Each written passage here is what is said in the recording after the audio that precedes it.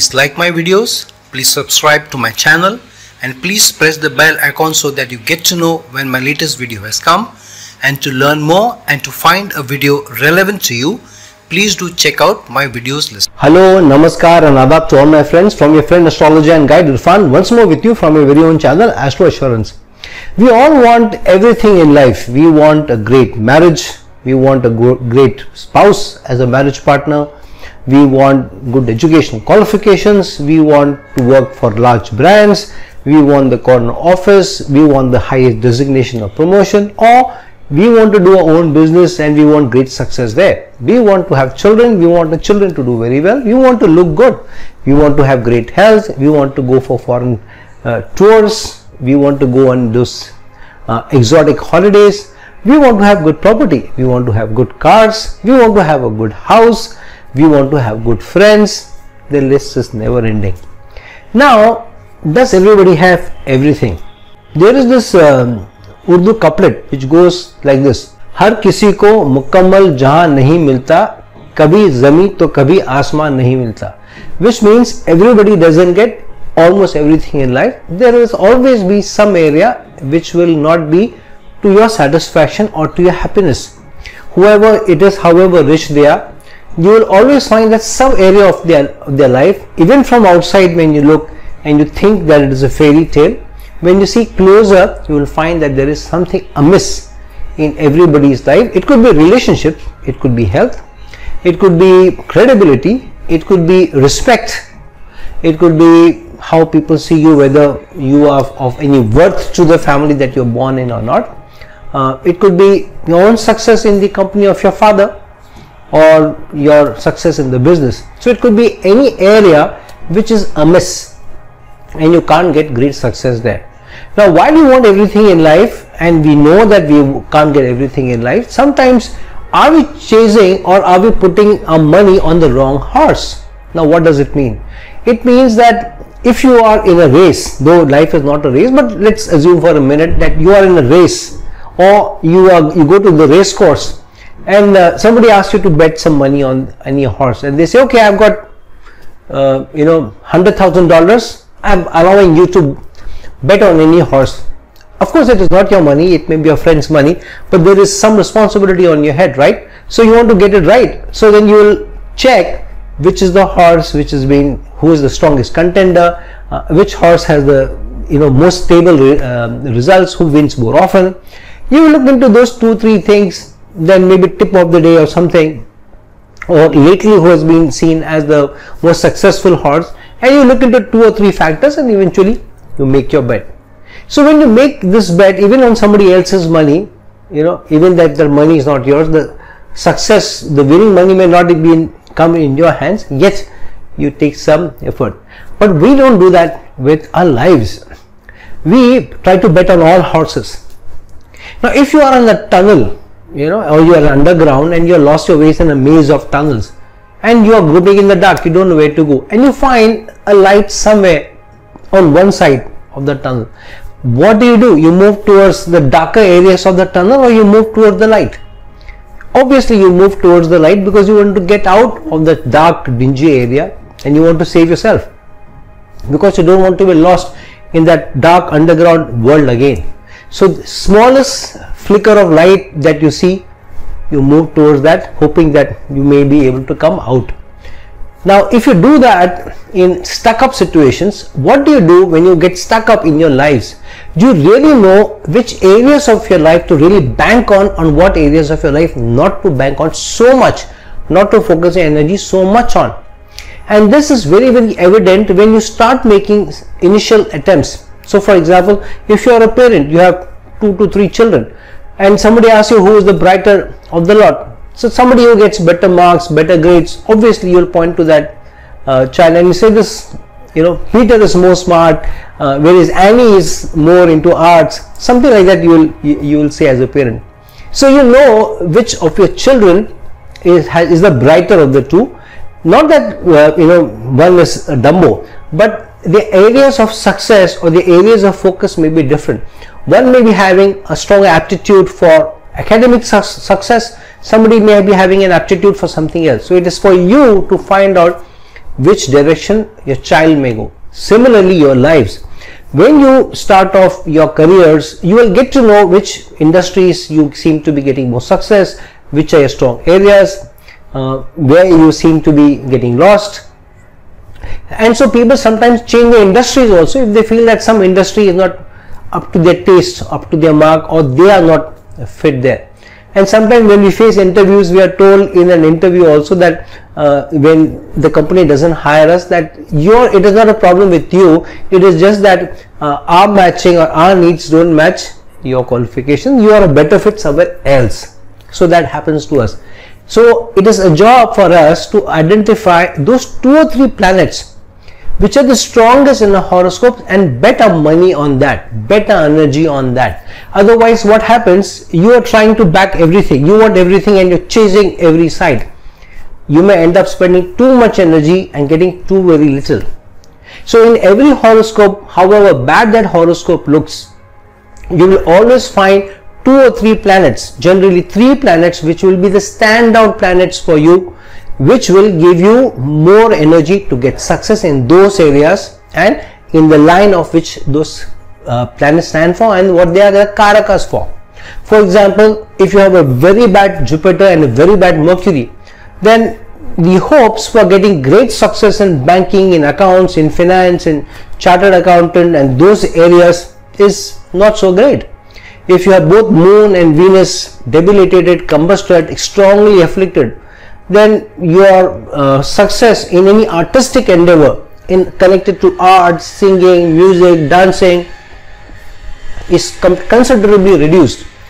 If you have Saturn and Mars which are strongly afflicted, then your your aspiration to do very good in engineering, even if you may pass, you may still have an engineering degree, but get success in engineering endeavors or companies connected to engineering or manufacturing firms and doing very well and moving up the ladder there is not so great. For example, if your Sun is strongly afflicted, your Saturn is strongly afflicted, then your chances of any government related jobs again strongly reduced.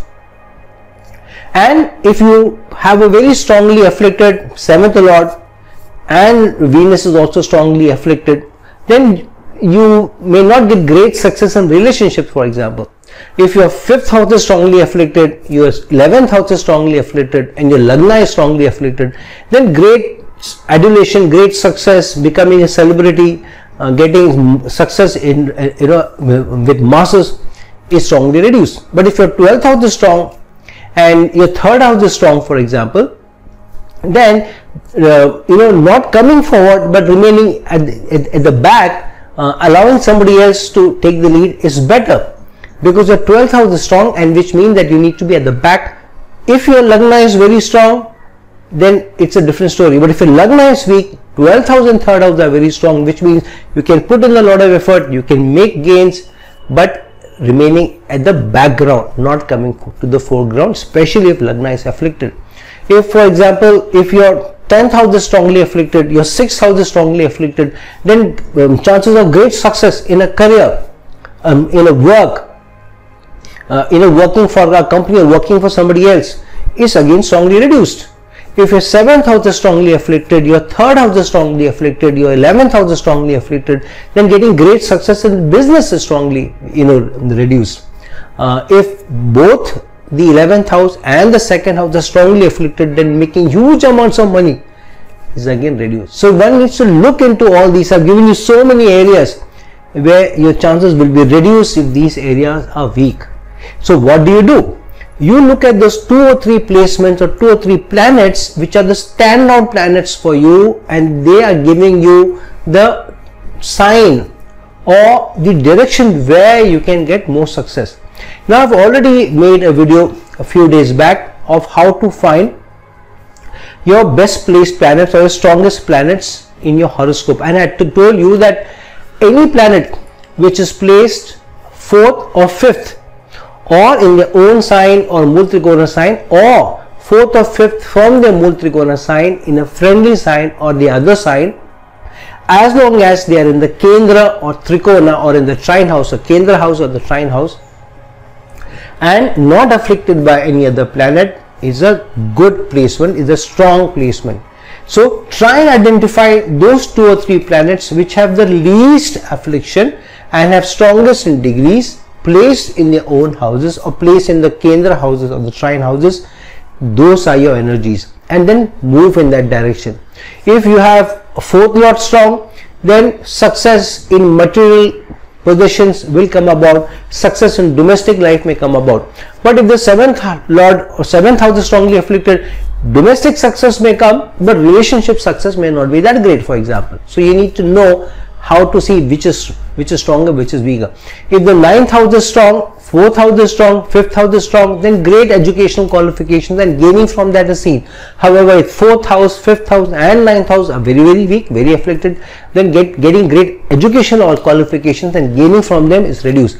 Much rather than that, you chase your hobbies, you chase your interests and get more certification than that, so that there is some qualification in what you're doing. For example, if you don't have very strong 9th house, 5th house and 4th house, and you find that you're struggling to get good educational qualification, but you are very good at, for example, honey making, beekeeping, then do your beekeeping as a hobby, take it up as a vocation, take it up as a business, and get some certification from certified houses in how to become a better beekeeper, how to make honey. Get qualifications, join the schools, get better at it, join 2 or 3 people who are there in the schools who can work with you in partnership, and launch your own beekeeping endeavor. For example, you have a very strong 2nd house, you have a strong 8th house, try and do something in the line of agriculture. You have a very strong 12th house, you have a strong 4th house, and show some connection between the 2, and Rahu, foreign lands is for you. But if 4th house is afflicted, 12th house is afflicted, the Rahu is not giving you great strength, then you can't go to foreign land. So pick out those 2 or 3 planetary energies of which are the strongest planets in the horoscope and move in that direction. If you have any strong yoga, and that yoga is getting connected to the Kendra or especially the trine houses and anything connected to the Lagna, then look it up and see which direction it's moving. Is it moving in the direction of business? It is moving in the direction of career. Is it moving in the direction of working in a partnership with somebody or becoming a consultant?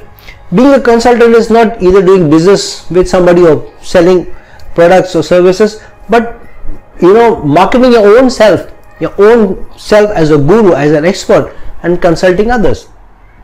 So if your 5th house, if your 3rd house is strong and your Jupiter is very, very strong, then you can become a consultant, a guru who gives advice to others. If your 9th house is very strong and your 3rd house is very, very strong and your 11th house is strong, then you can get good connection, good gains, for example, in tourism, in religious pursuits, connected to education, universities, educational houses also. If nothing else, supply books to them.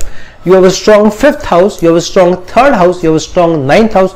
If nothing else, you can start a stationery or a bookstore or publish books.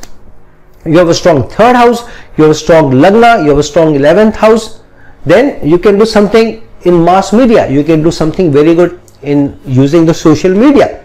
So find out what are the strong areas for you and work in that direction. 6th house is very strong, 8th house is very strong, 10th house is very strong. You can get into audits, you can get into insurance, you can get into research. Sun is very, very strong, Jupiter is strong, and Saturn is strong. You can become legal advisor or even a judge. So find out which areas you can move towards, find out which direction your horoscope is showing, pick out those 2 or 3 energies and chase and run with them, and pick out the right dasha, pick out the right transit to move towards it. And one final general rule: if your Lagna is strongly afflicted, then you know that you may not get great results in life, overall results in life. You may get good results in 1 or 2 specific areas. If Lagna is strongly afflicted, maybe, but the 4th house is very, very strong, then you may not be able to get great success in career, in job. But if the Lagna is very, very strongly afflicted, then you may not get good results overall in every area of your life. But there could be 1 or 2 areas which are the standout areas for you. For example, you may not do very well in career. If your Lagna is strongly afflicted, you may not do very well in business. But you may make some good investments, speculative investments also, and make a lot of money through your share market. And so because your 4th house is strong, in spite of your Lagna being weak, yet you make property, yet you make cars, yet you live in large houses. If your 7th house is very, very strong, 8th house is also very strong, then in shared property, in shared business partnerships, you can do extremely very, very well. Even if your Lagna is strongly afflicted, because those 2 or 3 areas are given as a respite for you, as a breathing area for you, whatever. So no horoscope is completely afflicted, no horoscope is perfect. So every horoscope has its ups and downs. So don't look into your horoscope and feel bad about it and feel sad about it and say, I'm so unlucky, my life has been this and that. I find so many mails coming to you where people say, I've been so unlucky and I've been this and that. I'm sure there have been challenges in your life. I'm sure some of you must have gone through very, very troublesome times. Some people have faced more, some people face less. But don't give up hope. Keep the hope, identify those areas. And I'm making this video not only for everybody else, but also for those people who feel that you have had the the other side of luck and you have not been so very lucky. You have been the more unlucky person in life, and you have not had the supreme energy favoring you. So it's not that. There is always few energies given to you. There are always strong points given to you. Find out those strong points. Find out the lights in the tunnel that you are, if you're groping in the dark, and move towards that. Sometimes relationship may not be there for you. Maybe you have a strong karmic debt you're carrying and you're chasing relationships. How will that happen? You're spending too much energy and focusing too much energy on your children. Children may not, in today's time, children will not be able to go along with you for a long time. Those days have gone, maybe 10-15 years back. Now children will be on their own. Your only job is to support them, guide them, and let them be on their way. You will have to support yourself till the end of your life, you and your partner. So the most important relationship is you and your spouse. No other relationship is more important in today's time. So focusing too much energy on children, of putting all your eggs in one basket, is not right. Balance between what security you and your spouse need, how much you need to focus on children, because then you will only be left with a broken heart. If your 5th house is strongly afflicted, Jupiter is strongly afflicted, 5th lord is strongly afflicted, children will not come to any of your support. In fact, there could be challenges, there could be heartbreak in the matters of children. So be careful where you're investing all your energy. So don't invest all your energy in one relationship, whether it's your spouse or children, or one business, or one career, or chasing one friend, or one vocation in life. So don't do that. Find out your strongest areas, find out which are your strongest planets, what their dashas or antardashas, the transits are. Pick out those areas and then move in that direction and focus there more. You may also focus your energies on the others. It's like your 4 children. 2 of them are very, very weak in studies. 2 of them are bright. 1 of them out of them is very, very bright. Then you need to give that guy who's very, very bright, you need to back that child. Maybe you need to spend more money there. You need to give that person more special attention, more special coaching. And with the other children, you need to find what direction they can go, rather than trying to spend all your energies on all 4 of them. So pick out those strong areas for yourself in life. Pick out those areas which you can do very well in. Find out those areas. Find out which direction you have, if you have been lost, and move in that direction. Pick out the right vocation, pick out the right business, pick out the right career, pick out the right industry that you can work in, pick out the right property that you can invest in. If investments are not good for you, properties are not showing great promise, stay in the rented house, invest your money in mutual funds or something else, or take a shared joint property if your spouse's horoscope is great. But the other flip side is, if you and your spouse end up in long-term separating, then there could be a challenge there. So anyways, you make your own decision. You find what is best for you based on what planetary energies are given to you, because strong planetary energies are a starting point for you. There is no guarantee there. But if you are backing a wrong house, if you are putting your relentless effort and energy on a planet or in an area of your horoscope which is very, very weak, very, very afflicted, then some good may come out of it, but you will be left hopeless, you will be left heartbroken, and you will be left less successful than which you could have been if you had chased and put your energy and your focus on the more stronger planets in your horoscopes. So friends, find out the more strong energies given to you, the potential given to you. Every horoscope will have those 2 or 3 planetary entities, 2 or 3 houses, 2 or 3 planets which are strong.